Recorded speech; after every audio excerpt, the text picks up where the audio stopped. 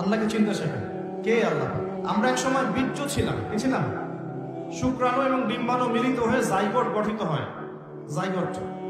ওই সময় আমাদের মধ্যে কোনো রূহ বা প্রাণ ছিল না। আল্লাহ পাক তখন আমাকে দেখেছেন, দেখেন নাই? আল্লাহ পাক তখন আপনাকে ভালোবেসেছেন, আপনার সাথে ছিলেন। আল্লাহ আপনাকে তখন মোহব্বত করেছেন। আল্লাহ পাক তখনও আপনার খেয়াল রেখেছেন। আপনার প্রভু আল্লাহ পাক, আপনার রব আল্লাহ পাক তখনও আপনাকে দেখেছেন যখন আমরা জাইগোট ছিলাম। তারপর হচ্ছে আলাক। আলাক মানে জমাট বাঁধা রক্তপিণ্ড। মায়ের গর্ভে রক্তের পিণ্ড আকারে ছিলাম, কোনো হদিস ছিল না আমাদের। এই মহাবিশ্বে আমাদের কোনো অস্তিত্ব ছিল না, একটা মাংসের টুকরা ছিলাম, এতটুকু। আস্তে আস্তে এর মধ্যে হাড় এসেছে, হাড়। যখন 4 মাস 10 দিন বয়স হয়েছে, তখন আল্লাহ রাব্বুল আলামিন তার নিজ অনুগ্রহে আপনার আমার রূহটাকে পাঠিয়ে দিয়েছেন ফেরেশতার মাধ্যমে। সেই ফেরেশতা এসে মায়ের গর্ভে আত্মা বা রূহটাকে ফুঁকে দিয়েছে। এরপর বাচ্চাটা নড়াচড়া করা শুরু করেছে। তখন আপনি মায়ের গর্ভে ছিলেন, আমি মায়ের গর্ভে ছিলাম।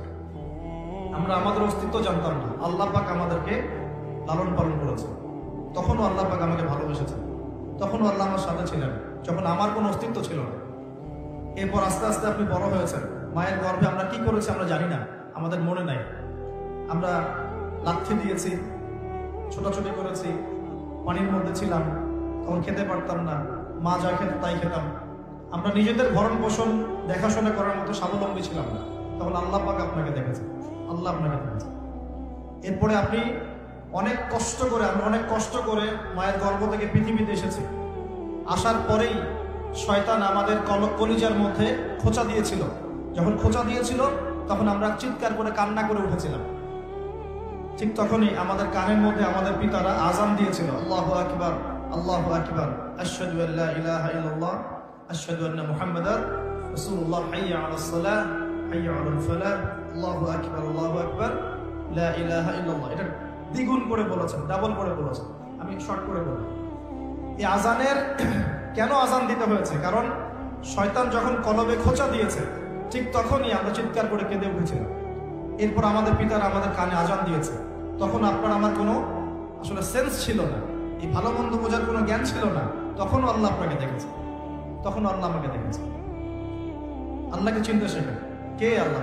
আমি আসলে ব্যাখ্যা করতে পারছি না, আমি জানি পারবো না, আমি ফিল করতে পারছি কিন্তু বোঝাতে পারছি না যে আল্লাহ পাক তখন আপনার আমার সাথে ছিলেন। আর যখন মায়ের গর্ভে রূহটা এসেছিল তখন ফেরেশতা 4টা বিষয় লিখে দিয়েছে আমাদের জন্য। এই 4টা বিষয়ের বাইরে কিচ্ছু হবে না। ফেরেশতা লিখে দিয়েছে আল্লাহর হুকুমে।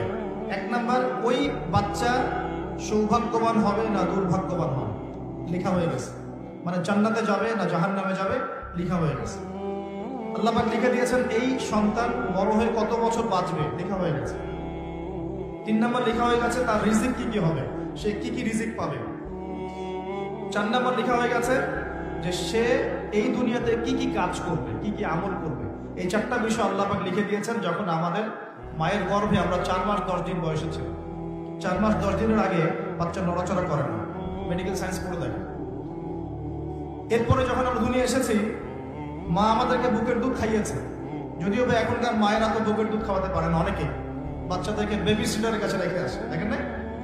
চাইল্ড কি আছে না, ডে কেয়ার সেন্টার টাইপের, যেখানে কাজের বুয়াদের দিয়ে বাচ্চাদেরকে লালন পালন করানো হয়। এখন তো ফ্যামিলিস্ট রেভলিউশনের যুগ, মেয়েরা এখন ঘরে থাকতে পারে না, চাকরি বাকরি ব্যবসা বাণিজ্য, কত ব্যস্ততা ওদের। এই নিজের বাচ্চাকে রেখে আসে মানুষের কাছে, তাই না? চাইল্ড ডে কেয়ার সেন্টারে।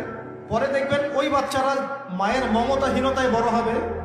যারা মায়ের মমতাহীনতায় বড় হয়, বাবার মমতাহীনতায় বড় হয়, এরা বড় হয়ে একটু উগ্র মেজাজের হয়ে যায়। পৃথিবীতে যত মানুষ এই যে অন্যদেরকে হত্যা করেছে বা ওভার এগ্রেসিভ ছিল, ওই মঙ্গলদের কথা বলেন, এই যে হিটলারদের কথা বলেন, পৃথিবীতে এগ্রেসিভ মনোভাবের যারা সন্ত্রাসী এবং অন্যান্য কর্মকাণ্ডের সাথে যুক্ত থাকে, এদের একটা বড় অংশ মায়ের মমতা পায়নি ছোটবেলায়। মায়ের মমতা খুব কঠিন জিনিস, বড় জিনিস। আজকেও যারা মা বাবার সাপোর্ট পায় না সমাজে, পরিবারে, তারা কিন্তু মন থেকে খুব ভিতর থেকে খুব ডিসঅ্যাপয়েন্টেড থাকে, হতাশ থাকে। পরিবারের সাপোর্ট নাই, এক পর্যায়ে গিয়ে মাদকের কাছে গিয়ে শান্তি খুঁজতেছে। মাদক নিয়ে আমাদের চেয়ারম্যান সাহেব কথা বলেছেন, আলহামদুলিল্লাহ। এর পিছনে অনেক কারণ আছে, আমাদেরকে কারণের গোড়ায় যেতে হবে। কারণটা কি? পারিবারিক মূল্যবোধ যখন অবক্ষয় ঘটে তখন ছেলেটা মাদক খায়। গার্লফ্রেন্ড বয়ফ্রেন্ড ফ্রি মিক্সিং এর মধ্য দিয়ে যখন একটা মেয়ে একটা ছেলেকে কষ্ট দেয়, হারাম প্রেমে যখন ছেঁকা খায়, তখন সে মাদক খেতে দেয়। রিজনগুলো সব রিজন আছে পেছনে। তারপর যখন তাকে আমরা নামাজি বানাতে ব্যর্থ হই, সে অন্য কোনো জায়গায় সুখ খুঁজতে যায়, হয় মাদকের কাছে, অথবা গার্লফ্রেন্ডের কাছে, অথবা যে গিটার, অথবা যে আপনার কোনো মিউজিক্যাল ইনস্ট্রুমেন্ট, অথবা গান। এখানে গিয়ে সে শান্তি খোঁজার চেষ্টা করে, ইন্টারনাল পিস চায়, সে মন থেকে শান্তি চায়। আমরা তাকে যদি তার জীবনের উদ্দেশ্যটা বোঝাতে পারি, তোমাকে আল্লাহ পাক দুনিয়া পাঠিয়েছেন আল্লাহর ইবাদত করার জন্য এবং আল্লাহর জমিনে তার দিন প্রতিষ্ঠা করার জন্য, এই বিষয়টা যদি আমরা ওকে বোঝাতে পারি যে তোমার জীবনটা মূল্যবান, হ্যাঁ, তোমার জীবন যৌবন, তোমার জান মাল সময় শ্রমকে আল্লাহর পথে বিলিয়ে দিলে ইনশাল্লাহ কালকে আমাদের মাঠে তুমি আরো সে ছায়া ছায়া পাবে, যুব সমাজ ফিরে আসবে ইনশাল্লাহ। ওদের গোড়ায় আঘাত করতে হবে। কিসের হতাশা? গার্লফ্রেন্ড চলে গেছে, হতাশা হওয়ার কোনো কারণ আছে? যে আপনাকে ছেড়ে চলে যায় সে তো আপনাকে ভালোবাসে না, আর যে আপনাকে ভালোবাসে নাই তার জন্য আপনি মাদক খাবেন কেন? সিম্পল কথা, ঠিক আছে না? যে আপনাকে ভালোবাসে নাই তার জন্য আপনি কেন মাদক খাবেন? দেখা যায় বেকারত্ব, চাকরি বাকরি পাচ্ছে না, বাসা থেকে প্রেশার, কামাই রোজগার নাই, ঘরে বসে বসে খাস, হ্যাঁ, তোর পিছনে এত টাকা ঢাললাম, পারিবারিক সাপোর্টের অভাব, মায়ের মমতার অভাব, বাবার একটা বন্ধুত্ব সুলভ আচরণের অভাব, এইসব কারণে ও ভিতর থেকে ফ্রাস্ট্রেটেড হয়ে যায়। তখন বন্ধুর পাল্লায় পড়ে, বন্ধু বলে আয় ওসব বাদ দে, টান দে, শান্তি পাবে। তখন বন্ধুর কাছে যায়, এই যে টানা শুরু করলো, এখান থেকে শুরু হবে। প্রথমে সিগারেট থেকে শুরু করে, আস্তে আস্তে যাবে যে গাঁজা, ফেন্সিডিল, এখন তো ইয়াবার যুগ চলছে, আরো বড় বড় কত মাদক আল্লাহ ভালো জানেন এখন লঞ্চ হয়েছে, এগুলো প্রশাসন ভালো বলতে পারবে। তো স্টার্টিংটা কিন্তু এভাবে হয়, পারিবারিক সাপোর্টের অভাব, অথবা মমতার অভাব, অথবা একটা হৃদ্যতাপূর্ণ পরিবেশ নাই পরিবারের মধ্যে, ঝগড়াঝাটি ফাঁসা, পিতামাতার মধ্যে ফাঁসা, অথবা বন্ধুদের পাল্লায় পড়া, অথবা নারী, অথবা হতাশা, বেকারত্ব। এই কয়েকটাই কারণ মূলত, এগুলো থেকেই ছেলেরা মাদকের দিকে যাচ্ছে না। কারণগুলো সলভ করতে হলে কোথায় আসতে হবে? আমি দুইটা খালি মেডিসিন বলে দেবো, অনলি দুইটা। কয়টা? দুইটা। আমি চ্যালেঞ্জ করছি, এই দুইটা মেডিসিন যদি প্রয়োগ করা যায় যুব সমাজের উপরে, ইনশাআল্লাহ 1% যুবক মাদক খাবেন ইনশাআল্লাহ। একটা মেডিসিন হচ্ছে কিচ্ছু না, শুধু ওদেরকে 5 ওয়াক্ত নামাজ পড়াতে হবে। টাইম টু টাইম তোমরা 5 ওয়াক্ত নামাজ পড়বা, যত হতাশা, গ্লানি, কষ্ট দেখবা, সমস্ত কষ্ট ওই আল্লাহর সামনে ঢেলে দিবা। যখন তোমার কেউ ছিল না, যে আল্লাহ তোমাকে দেখেছে, ওই আল্লাহর সামনে ঢেলে দিতে হবে। পারা যাবে ইনশাআল্লাহ? এই একটা মেডিসিন। অতএব নামাজই বানান, মানুষকে বেশি বেশি নামাজই বানান, অটোমেটিক সে মাদক থেকে দূরে আসবে ইনশাআল্লাহ। আল্লাহ পাক ওয়াদা করেছেন, আল্লাহ বলছেন ইন্নাস সালাতা তানহা আনিল ফাহশাই ওয়াল মুনকার ওয়া লাযিকরুল্লাহি আকবার। আল্লাহ বলছেন শোনো, নিশ্চয়ই নামাজ পড়ার মতো পড়লে, নামাজ কায়েম করার মতো করলে, এই নামাজই তোমাকে সমস্ত পাপ থেকে দূরে রাখবে ইনশাআল্লাহ। নামাজ, আমি 3G 4G নামাজের কথা বলছি, নামাজের কথা বলছি যে নামাজ আপনি মনোযোগের সাথে, খুশুর সাথে নামাজে কি পড়ছেন বুঝতে পারছেন, সেজদায় গিয়ে দোয়া করছেন, আল্লাহকে পাচ্ছেন, এই নামাজের কথা বলছি। এই নামাজ যে ব্যক্তি পড়তে পারে 5 ওয়াক্ত, ইনশাআল্লাহ মাদকের ধার কাছেও সে কখনো যাবে না ইনশাআল্লাহ। আর দ্বিতীয় মেডিসিন হচ্ছে, সেটা হলো আল কোরআনুল কারীম, যেটা আমার হাতে দেখছেন।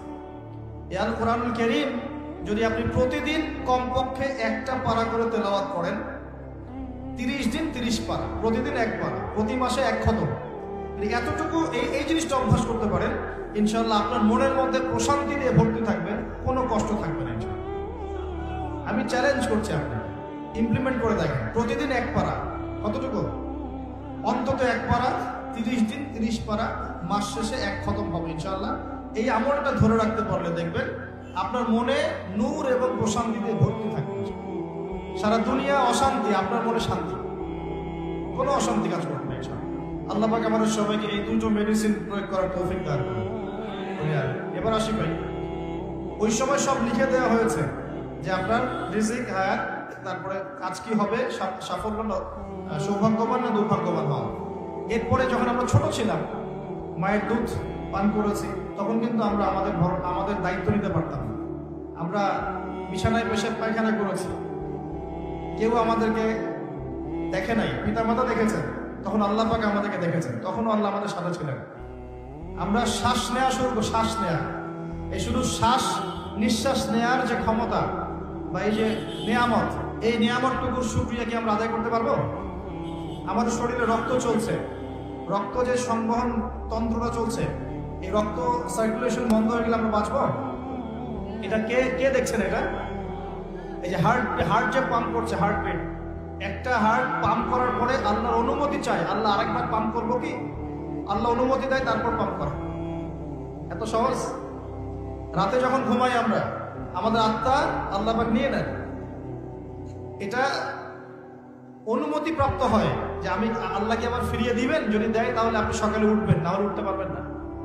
সূর্য ডুবে আল্লাহর পারমিশন নেয়, আমি কি আগামীকাল আবার উঠবো? আল্লাহ পারমিশন দিলে তারপর ওঠে। প্রভু রব কি জিনিস, আল্লাহকে চিন্তা হবে। আমরা যখন কিছুই করতে পারতাম না, হাঁটতে পারতাম না, আমরা দাঁড়াতে পারতাম না, আমরা আগে হামা করে দিতাম, তারপর আমরা বসা শিখেছি, তারপরে আস্তে আস্তে কিছু ধরে দাঁড়ানো শিখেছি, তারপর আস্তে আস্তে আমরা একটু হাঁটা শিখলাম, তারপর দৌড়ানো শিখলাম। এখন আস্তে আস্তে আমাদের শরীরে শক্তি আসছে না, যৌবনকাল চলে আসছে, এখন আমরা আল্লাহকে আর চিনি না। এখন আমরা আল্লাহকে কি চিনি না। লক্ষ লক্ষ কোটি কোটি যুবক বাংলাদেশের বাড়িতে নামাজ পড়ে দেন, ও মনে করে যে ওই সব কিছু, যৌবনকালে এসেছে, ও মনে করে এটাই আমার সবকিছু। তারপরে লক্ষ লক্ষ মেয়েও আছে যারা কিন্তু নামাজ পড়ে না, ওরা ভুলেই গেছে যে ওরা মায়ের গর্ভে কখনো ছিল। আমরা সবাই মায়ের গর্ভে অসহায় ছিলাম, আমরা ভুলে গেছি যে আল্লাহ পাক তখন আমাদের সাথে ছিলেন। এভাবে জীবনের প্রতিটা ধাপে ধাপে আল্লাহ পাক আমাদেরকে দেখেন, খাওয়ান, পড়ান, শ্বাস নেন, শ্বাস নেওয়ার তৌফিক দেন, ঘুম থেকে ওঠার তৌফিক দেন, আমাদেরকে হাঁটার তৌফিক দেন, হার্টবিট পাম্প করে, রক্ত চলাচল করে। হ্যাঁ, আমরা শ্বাস নেই, খাই, কত কি করি সারাদিন, অথচ এই সমস্ত নিয়ামতগুলো কে দেন? সে আল্লাহকে যদি ভুলে যান, তাহলে কোশ্চিনকালেও দুনিয়ায় সফল হতে পারবেন না, পরকালে সফল হতে পারবেন। আমরা তো কারো প্রতি অল্প একটু ইহসান করার পরে, মনে করেন একজন বন্ধুকে আপনি 4-5 বার টাকা পয়সা ধার দিয়েছেন, এখন সে যদি আপনার সাথে বিরুদ্ধাচরণ করে, আপনি মুখের উপর বলে বসেন, তোর জন্য এত কিছু করলাম, তুই আজকে আমার জন্য এটা করলি। আরে সারা জীবন ধরে আল্লাহ আমাদের জন্য কত কি করে যান, প্রতি মুহূর্তে, প্রতি সেকেন্ডে। একটা আয়াত আছে সূরা আর রহমানে, কুল্লা ইয়াউমিন হুয়া ফি শাআন, মানে আল্লাহ পাক সব সময় কন্টিনিউয়াসলি প্রতি মুহূর্তে এই মহাবিশ্ব পরিচালনার কাজে ব্যস্ত আছে। মনে করেন এখানে যত মানুষ আমরা আছি, সবাই যদি আমার সাথে এখন একসাথে এট এ টাইম মুসাফা করতে আসেন, আমি বিরক্ত হব না? সবাই এসে হুমড়ি খাওয়া শুরু করে মুসাফা, সবাই আমাকে যদি একটা কথা একসাথে বলা শুরু করেন, আপনার একটা কথা, আপনার একটা, আপনার একটা, আপনার একটা, সবগুলো আমি শুনতে পারবো? 1 সেকেন্ডের মধ্যে সারা বিশ্বের কোটি কোটি মানুষ একই সময় আল্লাহর কাছে দোয়া করে, আল্লাহ সবার দোয়া শোনেন, এক মুহূর্তেই শোনেন। আমরা সবাই এখন বসে আল্লাহর কাছে চাচ্ছি, সবার মনে। জান্নাতে যাওয়ার পরে, জান্নাতে যাওয়ার 100 কোটি বছর পর আমরা কি করব আল্লাহ এখনই সেটা জানেন, জানেন না? আবার জাহান্নামে যাওয়ার 100 কোটি বছর পর জাহান্নামীরা কোন শাস্তি ভোগ করবে আল্লাহ সেটাও জানেন। তো এই মহান রবকে এখন মানুষ বিশ্বাস করে না। এখন নাস্তিকতার যুগ চলছে, আস্তাগফিরুল্লাহ। এখন কি প্রোটেস্ট্যান্ট ইসলামের যুগ চলছে, মানে কিছু অংশ ইসলামের পালন করে, কিছু অংশ পালন করে। ইসলাম, কোরআন, হাদিস, পর্দা, এই বিষয়গুলোকে মানুষ এখন কটাক্ষ করা শুরু করছে, আক্রমণ করা শুরু করছে। গত পরশু দিনে দেখলাম যে সুইডেনের মতো কান্ট্রি, ওরা তো বাক স্বাধীনতায় নাকি বিশ্বাস করে, ওখানে প্রকাশ্যে আল কোরআনকে পুড়িয়ে দিল। দেখেছেন না? দেখেছেন না? আরো ঘোষণা দিয়েছে যে আস্তাগফিরুল্লাহ, আরো বলে পড়াবে এবং শুকরের রক্ত দিয়ে নাকি কোরআনকে মাখিয়ে দিবে।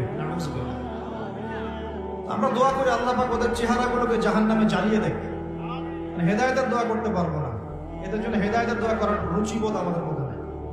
আল্লাহ পাক অচিরেই এদেরকে ধ্বংস করবেন ইনশাআল্লাহ, অচিরেই ধ্বংস তো হবে, এটা আমি নিশ্চিত। কারণ আমি শেষ জামানার ছাত্র, স্টাডি করি যে 3টা বড় বড় ভূমিকম্প আসা এখনো বাকি আছে। তার মধ্যে একটা হবে পশ্চিমা সভ্যতা। এই ইউরোপিয়ান সিভিলাইজেশনের মধ্যে পশ্চিমা সভ্যতা একটা বড় ভূমিধস হবে অচিরেই। এখানে একটা বড় অংশের মাটি নিচে চাপা পড়ে যাবে ইনশাআল্লাহ। এটা কি আমাদের 10টা বড় নিদর্শনের একটা। 3টা বড় বড় ভূমিকম্প বাকি আছে, একটা পশ্চিমে, একটা পূর্ব দিকে, একটা পৃথিবীর মাঝখানে। তো এরা কোন জাতি? এরা সমকামী, ছেলে ছেলেকে বিয়ে করা এদের কাছে জায়েজ। তো ওরা তো কোরআনের বিরোধিতা করবেই, কোরআন তো এর বিরুদ্ধে কথা বলছে। কোরআন বলছে সমকামী একটা কম ছিল, কওমে লূত, ওদেরকে আল্লাহ পাক এমন শাস্তি দিয়েছেন যা বিশ্বে কাউকে দেন নাই। একদম মাটিটা উপরে তুলে আসমানে উঠায়, আসমান থেকে পাথর বর্ষণ করে সবগুলোকে থেতলা করে দিয়ে উল্টা দিকে আবার দাফন করে দিয়েছে কওমে লূতকে। জর্ডানের ডেড সি বা মৃত সাগর ওই জায়গা যেখানে কওমে লূত ছিল।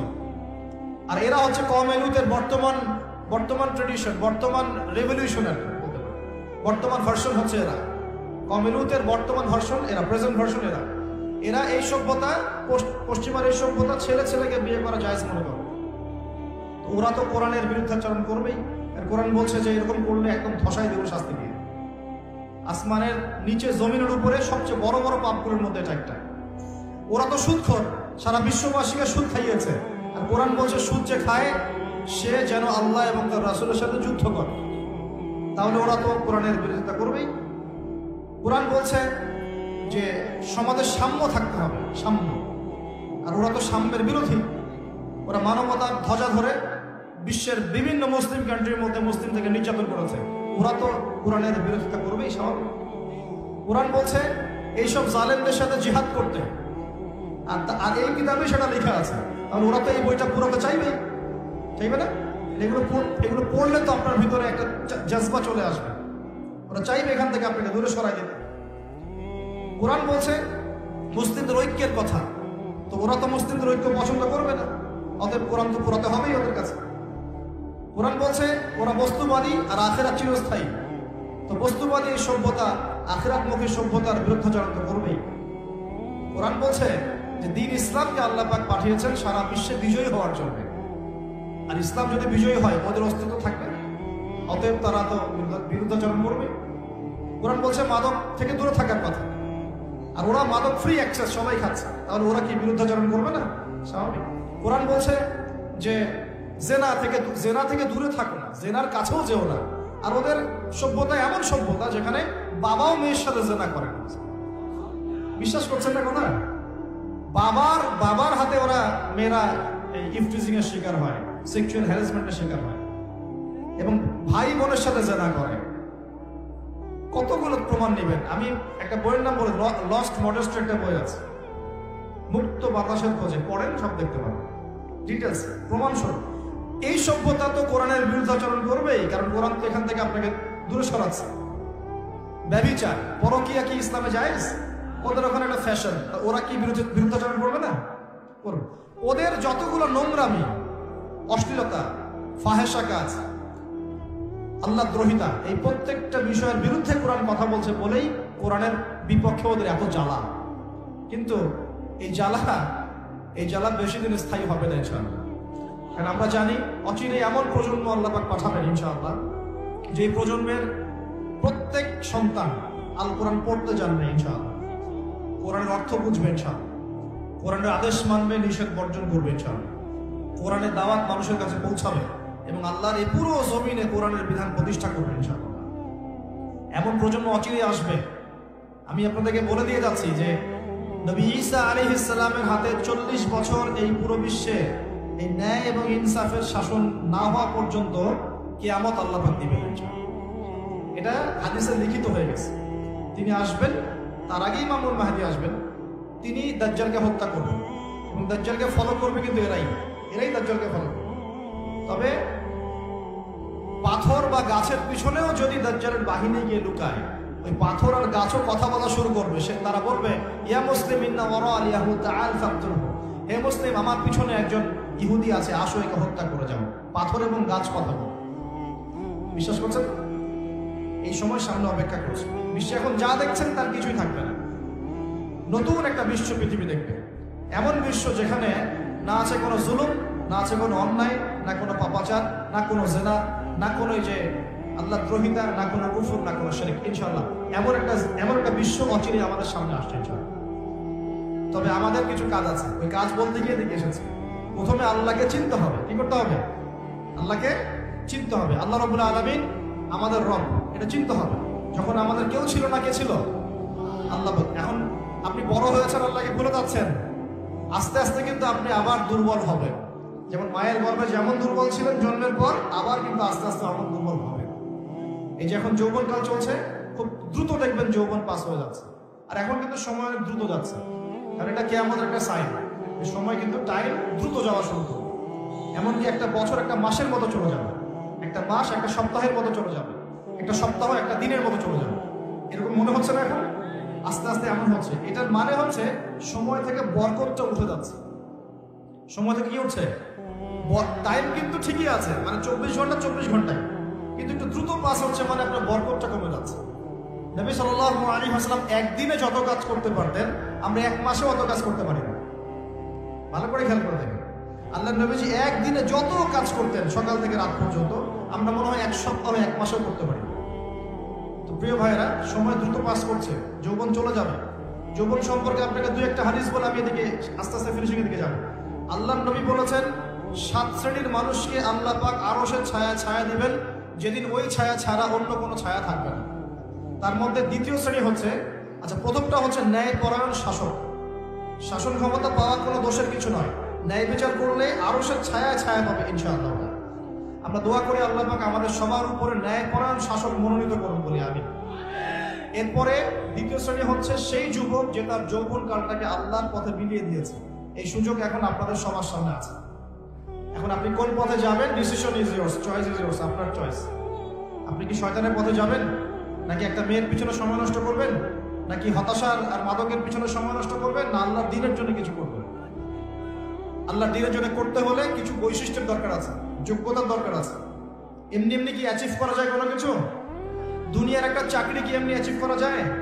পড়তে হয়, মেসে থাকতে হয়, স্টাডি করতে হয়, অ্যাসাইনমেন্ট জমা দিতে হয়, পরীক্ষা দিতে হয়। এভাবে 10-15 বছর পড়ার পর একটা সার্টিফিকেট অর্জন করে আপনি চাকরি নিচ্ছেন, তাই নয় কি? একটা চাকরি নিচ্ছেন, বিশেষ ক্যাডার হচ্ছেন, বড় বড় জায়গায় যাচ্ছেন। তাহলে দিনের জন্য কাজ করার জন্য বা আল্লাহর দিনকে প্রতিষ্ঠা করার জন্য যোগ্যতার দরকার আছে না? প্রথম যোগ্যতা হচ্ছে জ্ঞান অর্জন করা। কি করা? কোরআন এবং সুন্নাহর বেসিক জ্ঞান আপনাদের সবাইকে অর্জন করতে হবে। রাজি আছেন তো ইনশাআল্লাহ? সর্বপ্রথম কোরআন তেলাওয়াত করা শিখতে হবে। কি করতে হবে? কোরআন তেলাওয়াত করা শিখতে হবে। আগামী রমজান আসার আগেই সবাই তেলাওয়াত করা শিখে নিব ইনশাআল্লাহ। রাজি আছেন তো ইনশাআল্লাহ? 2 নাম্বার, কোরআনের ভাষা শিখতে হবে, আরবি ভাষা। তাহলে কোরআন আপনি বুঝতে পারবেন ইনশাআল্লাহ, পড়ে বুঝতে পারবেন আল্লাহ পাক কি বলছেন। 3 নাম্বার, কোরআনের সাথে সাথে হাদিস পড়ার চেষ্টা করতে হবে। হাদিসের মধ্যে অথেন্টিক যে হাদিসগুলো আছে এগুলো চর্চা করবে। 4 নাম্বার, আলেম ওলামাদের সাথে সম্পর্ক রাখতে হবে।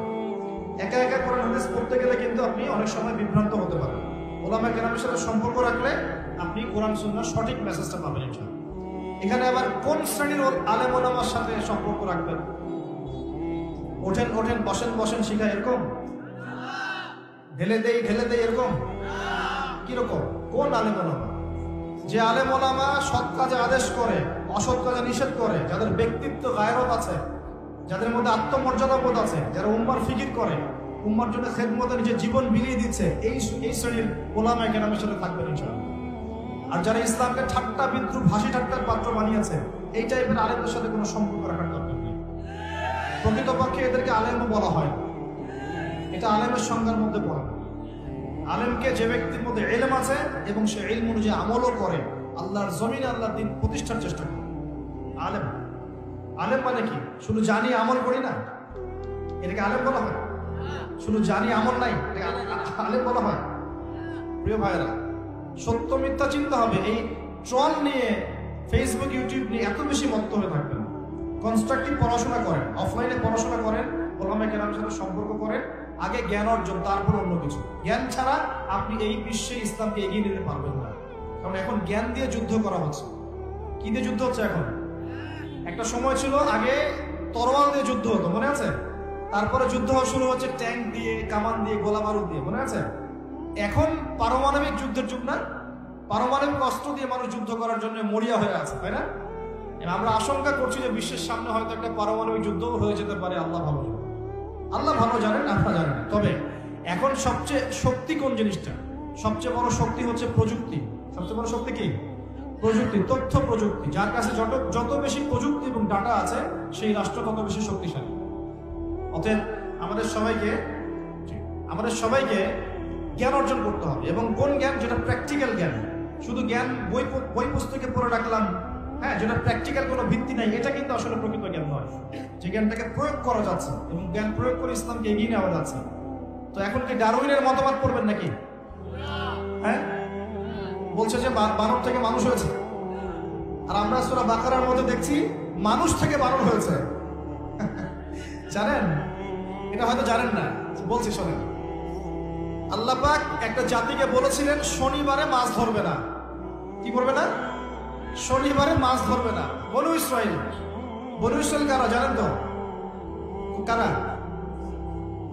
হ্যাঁ, ইয়াকুব আলাইহিস সালামের বংশধর, কিন্তু প্রকৃতপক্ষে ইহুদি বলা হয় কাদেরকে? যারা মুসা আলাইহিস সালামের কওম। আর নাসারা বলা হয় কাদেরকে? যারা ঈসা আলাইহিস সালামের কওম। ঠিক আছে? তো এই বনু ইসরাইলের মধ্যে একটা কওম ছিল যাদেরকে আল্লাহ পাক বলেছিলেন যে শনিবারে মাছ ধরো না। ওরা তো বেশি চালাক, শনিবারে মাছ না ধরে একটা বাদ দিয়ে রাখছে, শনিবারে মাছ ধরবো না, মাছগুলো আগে আসুক, এখানে আটকা থাকবে, পরে ধরবো।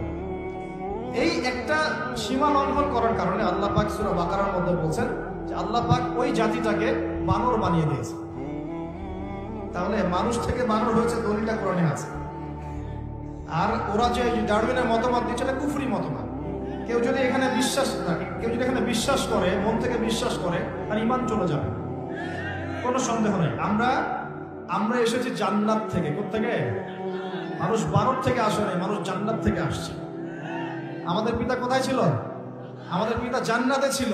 সেখানেই তো ইবলিস প্রলোভিত করলো, গাছের কাছে চলে গেলেন। তারপর আল্লাহ পাক নারাজ হলেন, হ্যাঁ, তওবা করলেন, আল্লাহ তওবা কবুল করলেন, কিন্তু দুনিয়ায় পাঠিয়ে দিলেন। তাহলে আমরা কোত্থেকে আসছি? আমরা এই দুনিয়ার বাসিন্দা নই, আমরা জান্নাতে ছিলাম, সেখান থেকে আমরা এখানে আসছি। আমরা বানর থেকে মানুষ হই। কোরআন বলছে এই কথা। আর কিছু কিছু ক্ষেত্রে দুঃখজনক, দুর্ভাগ্যজনক, এটা আমাদের জন্য দুর্ভাগ্যজনক যে আমাদের বাচ্চাদের বইপত্রে কিছু কিছু ক্ষেত্রে এগুলো শেখানো হচ্ছে। তো এগুলো জ্ঞান নয়, এগুলো জাহেলিয়াত। এগুলো কি? জাহেলিয়াত। এইসব জ্ঞান অর্জন করতে যাবেন না। এখন যদি পরীক্ষায় পাশের জন্য পড়তেই হয়, তাহলে কি করবেন? তাহলে আমি বলবো যে আপনার ইমানে দুর্বলতা আছে। আমাদের উপরের লেভেল থেকে পদক্ষেপ গ্রহণ করতে হবে, অথবা সামাজিক সচেতনতা গড়ে তুলতে হবে। আর যদি কোনোভাবেই এই সব বইপত্র পরিবর্তন, সংশোধন না করে, তাহলে কি করবেন? নতুন নতুন শিক্ষা প্রতিষ্ঠান গড়ে তোলেন,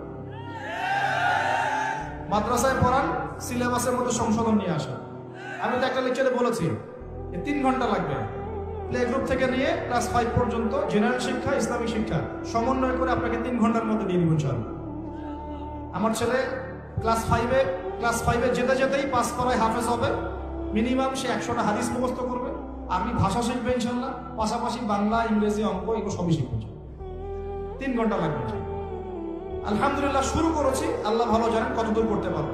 ইচ্ছা আছে সারা বাংলাদেশের প্রত্যেকটা ডিস্ট্রিক্টে একটা করে এমন প্রতিষ্ঠান গড়ে তোলার যেখানে জেনারেল শিক্ষা, ইসলামী শিক্ষার একটা সর্বোচ্চ সমন্বয় থাকে ইনশাআল্লাহ। আল্লাহ পাক কবুল করুন বলি আমিন। যাদের সামর্থ্য আছে এগিয়ে আসবেন, যাদের অর্থ সম্পদ আছে, জায়গা জমি আছে, তারা এগিয়ে আসবেন। আমি আপনাকে সর্বোচ্চ সিলেবাস দিয়ে সহযোগিতা করতে পারবো।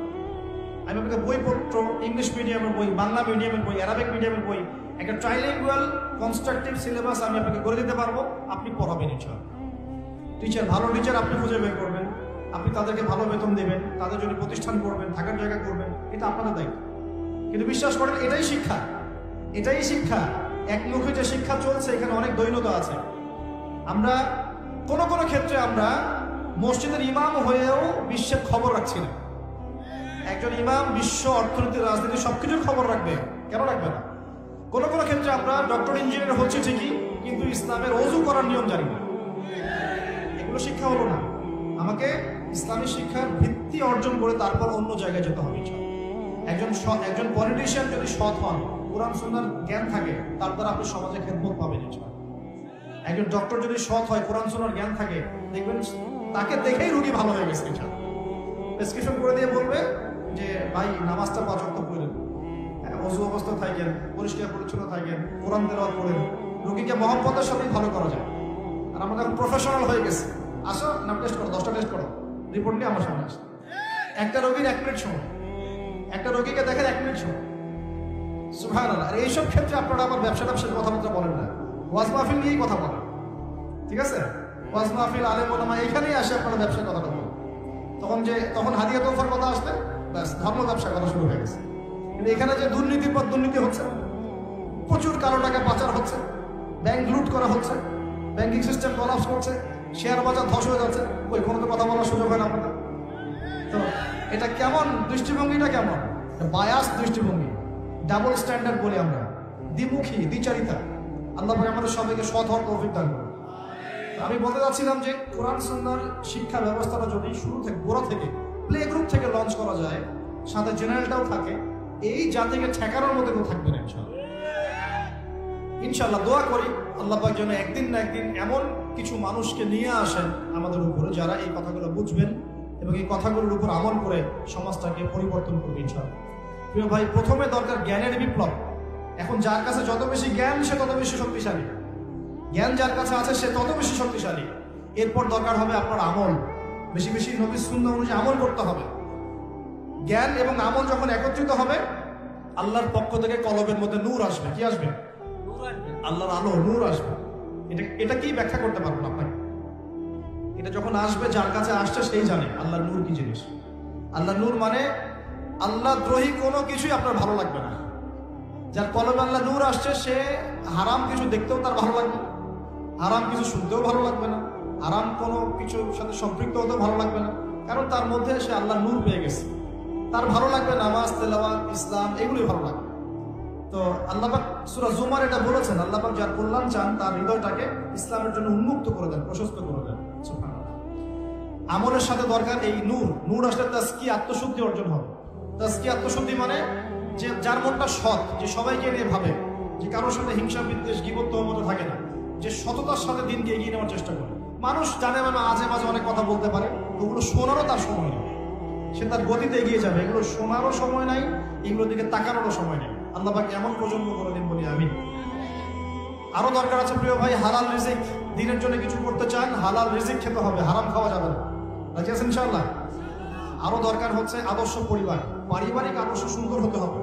নিজের পরিবারে নামাজ প্রতিষ্ঠা করেন, তালিম প্রতিষ্ঠা করেন, পর্দা প্রতিষ্ঠা করেন, বাচ্চাদেরকে কোরআন শেখান, আপনার পরিবারের পরিবেশটাকে ইসলামিকভাবে গড়ে তোলেন, ইনশাআল্লাহ আল্লাহ পাক কবুল করবেন ইনশাআল্লাহ। আর প্রয়োজন সৎ কাজে আদেশ করা, অসৎ কাজে নিষেধ করা, এবং আপনার জানমাল, সময়, শ্রম দিয়ে দিন ইসলামকে এগিয়ে নেওয়ার চেষ্টা করা। এই কাজগুলো প্রয়োজন যুব সমাজে, যদি আপনারা ইসলামের জন্য কিছু করতে চান। আমরা কি চাই কিছু করতে? আল্লাহ পাক আমাদেরকে দুনিয়াতে পাঠিয়েছেনই আল্লাহর ইবাদত করার জন্য, তার দিনকে বিজয়ী করানোর জন্য। শর্ত দিয়েছেন, ইন তানসুরুল্লাহ ইয়ানসুরকুম, তোমরা যদি আল্লাহর দিনকে সাহায্য করো তবেই আল্লাহ তোমাদেরকে সাহায্য করবে। আল্লাহ বলছেন, ইন্নাল্লাহা লা ইউগাইয়িরু মা বিকওমিন হাত্তা ইউগাইয়িরু মা বিআনফুসিহিম, কোন কওমের অবস্থা আল্লাহ পরিবর্তন করেন না ততক্ষণ পর্যন্ত যতক্ষণ না তারা নিজেরা তাদের অবস্থা পরিবর্তনের চেষ্টা করছে। আমরা কি চেষ্টা করবো ইনশাআল্লাহ? এই কাজগুলো করবেন। পাশাপাশি আমি বলবো, আল্লাহকে চিনতে শিখবেন। আস্তে আস্তে আপনি দুর্বল হয়ে যাবেন, এই যৌবনটা থাকবে না, চলে যাবে। ওই 7 শ্রেণীর মানুষের মধ্যে যদি অন্তর্ভুক্ত হতে চান, তাহলে এই যৌবনটাকে আল্লাহর জন্য বিলাতে হবে। ওই 7 শ্রেণী আরো আছে, সেই ছেলে বা সেই যুবক, সেই লোক যাকে কোনো যুবতী, সুন্দরী নারী জেনার জন্য আহ্বান করে, সে বলে আমি আল্লাহকে ভয় করি। এইরকম প্রজন্ম কোথায় এখন? কোথায় প্রজন্ম? আরো আছে সেই ব্যক্তি যে একে অপরকে আল্লাহর জন্য মহব্বত করে, এমন ভাবে দান করে যে বাম হাত জানে না ডান হাত কি দান করেছে, যার অন্তর মসজিদের সাথে ঝুলন্ত থাকে। এখনকার যুব সমাজের অন্তর ঝুলে থাকে ফোনের সাথে। তো এই বিষয়গুলো অর্জন করতে পারলে আরশের ছায়া ছায়া পাবো ইনশাআল্লাহ। আস্তে আস্তে আমাদের সবাইকে বৃদ্ধ হতে হবে। অলরেডি শোনেন, ওই যে বললাম মায়ের গর্ভে বয়স লিখে দেওয়া হয়েছে, যদি লিখে দেওয়া থাকে 60 বছর, তাহলে আমাদের অলরেডি কিন্তু 30 বছর চলে গেছে। আপনি চান বা না চান, ইচ্ছা অনিচ্ছায় চলে কিন্তু গেছেই। যেটা চলে গেছে 1000 দড়ি দিয়ে টানলেও সেটা আর ফিরে আসবে না। অতএব বাকি যে সময়টা আছে, এই সময়টাকে কাজে লাগাতে হবে। আমি বারবার বলি একটা কথা, এটা আমি নিজেও করেছিলাম, নিজে করেছি, উপকৃত হয়েছি, আপনাকে বলেছি। রাত্রে ঘুমানোর সময় চোখ বন্ধ করবেন। সারাদিন মানুষ অনেক কাজে ব্যস্ত থাকে, দোয়া কালামগুলো পরে শুবেন, ঘুম আসতে একটু সময় তো লাগে নাকি? ওই সময় ফোনটা কোথাকুতি না করে চোখ বন্ধ করে শুয়ে থাকেন। শুয়ে শুয়ে চিন্তা করবেন যে আমার যদি 60 বছর হায়াত থেকে থাকে, আমরা দোয়া করে আল্লাহ পাক আরো বেশি বরকতময় হায়াত দান করুন আমি। যদি থেকে থাকে তাহলে 30 বছর তো শেষ, কমপ্লিট। এই 30 বছরে আমি কি 30 দিন নামাজ পড়েছি? এই 30 বছরে কি আমি 30 পারা কোরআন একবার পড়ে দেখলাম? আমি কি নবীর জীবনী পড়লাম? হাদিস 30টা কি জানি? মাসলা মাসাল কি জানি? 30 দিন কি জামাতে নামাজ পড়তে পেরেছি? আমি কিন্তু বেসিক কথা বলছি, আমি কিন্তু আপনাকে বলি নাই 30টা জিহাদ করেছেন কিনা, একদম বেসিক কথা। 30 দিন কি আমি মানে নবী সাল্লাল্লাহু আলাইহি ওয়াসাল্লামের জীবনী, ইসলামের ইতিহাস, সিরাত, হাদিস, আকীদা এগুলো পড়াশোনা করতে পারলাম কিনা, আমল কতটুকু করতে পারলাম, 30টা রোজা রাখছি কিনা, যাকাত ফরজ হয়ে গেছে সেই কবে দিয়েছি কিনা, দান সদকা কতটুকু করেছি, নিজের আত্মসমালোচনা করব। আর এই 30 বছরে আমি কি কি পাপ করেছি, দেখা যাবে আল্লাহ না করুক, দেখা যাবে মাদকের পাপ আছে, কমন মেয়ে সংক্রান্ত পাপ আছে, দেখা যাবে যে গোপন পাপ আছে, নামাজ না পড়ার পাপ আছে, কবরে সেজদা করে দিয়ে আসছেন কোনোদিন, আল্লাহ না করুক, এমনও কিন্তু পাপ আছে, আছে না? বেদাতি আমল করেছেন অনেক, এগুলো পাপ থাকতে পারে, হারাম খেয়েছেন থাকতে পারে, সুদ খেয়েছেন থাকতে পারে, এগুলো লিস্ট আপ করতে হবে। করার পরে আপনাকে ডিটারমাইন হতে হবে যে না, ইনশাআল্লাহ পরের যে সময়টা বাকি আছে, ইনশাআল্লাহ এই সময়টাতে আমি আল্লাহর বিরুদ্ধাচরণ করবো না ইনশাআল্লাহ। এবার তওবা করে ফিরে এসে ওযু করবেন, জায়নামাজ বিছিয়ে নামাজের একটা পরিবেশ করবেন। শোনেন, একটা কথা বলে দেই, আমরা মসজিদে যাই সবচেয়ে খারাপ কাপড়টা পরে, বাসার মধ্যে সব জায়গা আছে টাইলস ফিটিং, মাশাআল্লাহ, নামাজের কোনো জায়গা নাই। অথচ একজন হিন্দু ভাইয়ের বাসায় গিয়ে দেখেন পূজা করার জন্য আলাদা জায়গা আছে, আছে না? মুসলিমদের বাসায় ঢুকলে নামাজের স্বতন্ত্র কোনো ঘর নাই, কোনো সিস্টেম নাই, নামাজের একটা ঘর থাকবে আলাদা, একটা জায়গা থাকবে আলাদা, এই জায়গাটা সুগন্ধি দিয়ে ভরে রাখবেন, এই জায়গাটাতে জায়নামাজ পরিষ্কার পরিচ্ছন্ন থাকবে, আতর খুশবু থাকবে, ভালো কাপড় থাকবে, একটা পরিবেশ দরকার আছে। একটা প্রতিটা কাজের কি আছে, একটা পরিবেশ আছে। এখানে আপনি নামাজ দাঁড়াবেন, চোখের পানি ছেড়ে দিয়ে আল্লাহর কাছে দোয়া করবেন, আল্লাহ বিগত জীবনে যে পাপগুলো আমি করেছি এর জন্য আমি তোমার কাছে তওবা করছি। শুধু বলবেন এতটুকু, আস্তাগফিরুল্লাহাল্লাযী লা ইলাহা ইল্লা হুয়াল হাইয়ুল কাইয়্যুম ওয়া আতুবু ইলাইহি বলতে থাকবেন। অথবা আরবি জানেন না, বাংলা দিয়ে বলবেন যে আল্লাহ আমি এই পাপ করেছি, আমাকে মাফ করো না, এবং আমি আগামী জীবনে ইনশাআল্লাহ তোমার দিনের জ্ঞান অর্জন করে, আমল করে, আকীদা আমলের সংস্কার করে তোমার এই দিনের দাওয়াত মানুষের দুয়ারে দুয়ারে পৌঁছে দেবো ইনশাআল্লাহ, আল্লাহ তোমাকে কবুল করো। এভাবে দোয়া করে নিজেকে তৈরি করতে হবে। এই দোয়া একদিন করেই সারা এমন নয়, প্রতিদিন এই দোয়া করতে থাকতে হবে, এবং এই দোয়া বাস্তবায়ন করার জন্য মেহনত করতে হবে। খালি দোয়া করে গেলাম, কোনো কাজ নাই, এই দোয়া কি কবুল হবে? আল্লাহর নবী কি শুধু দোয়া করেছিলেন না, বদরে যুদ্ধ করেছিলেন, যুদ্ধের মাঠে গিয়ে যুদ্ধ করেছেন, এবার দোয়াও করেছেন, তারপর ফলাফল দেখেন নাকি? যুদ্ধের মাঠে গিয়েছেন, সাহাবীদেরকে প্রশিক্ষিত করেছেন, আরো কত কি অস্ত্রশস্ত্রের ব্যবস্থা করেছেন, খবর নিয়েছেন ওদের কত সৈন্য, আমরা কোথায় দাঁড়াবো, কোন দিকে দাঁড়ালে ভালো হয়, বদরের কূপটাকে আগে দখল করে নিয়েছেন, সব ট্যাকটিক অ্যাপ্লাই করেছেন। তারপরে দোয়া, আল্লাহ এই যে মানুষগুলো আজকে তোমার সামনে আছে, এরা যদি আজকে না থাকে ইসলাম মিটে যাবে, আল্লাহ আজকে তুমি আমাদেরকে সাহায্য করো। তখন আল্লাহ পাক আসমান থেকে ফেরেশতা পাঠিয়েছে। এই হলো আমাদের কাজ, দোয়াও চলবে ইনশাআল্লাহ, এর পাশাপাশি প্রচেষ্টাও চলবে। এগুলো যদি সব একত্রিত হয় ইনশাআল্লাহ তাআলা, সেই দিন বেশি দূর নয় ইনশাআল্লাহ, যেদিন শুধু বাংলার জমিনে না, ইনশাআল্লাহ সারা বিশ্বব্যাপী দিন ইসলামের প্রচার প্রসার ব্যাপক হবে, প্রতিষ্ঠাও লাভ করবে ইনশাআল্লাহ তাআলা। সমস্ত জালেমের শেকড় আল্লাহ পাক উপরে ফেলবে ইনশাআল্লাহ। আল্লাহ পাক আমাদের সবাইকে আল্লাহকে চেনার তৌফিক দান করুন বলে আমিন। আল্লাহ পাক আমাদের সবাইকে আল কোরআন তেলাওয়াত শেখার তৌফিক দান করুন। আল্লাহ পাক আমাদের সবাইকে যেন 5 ওয়াক্ত নামাজি বানিয়ে দেন। আল্লাহ রাব্বুল আলামিন আমাদের সবাইকে যেন দ্বীন ইসলামের বেসিক জ্ঞান অর্জন করার তৌফিক দান করেন, বেশি বেশি আমল করার তৌফিক দান করেন।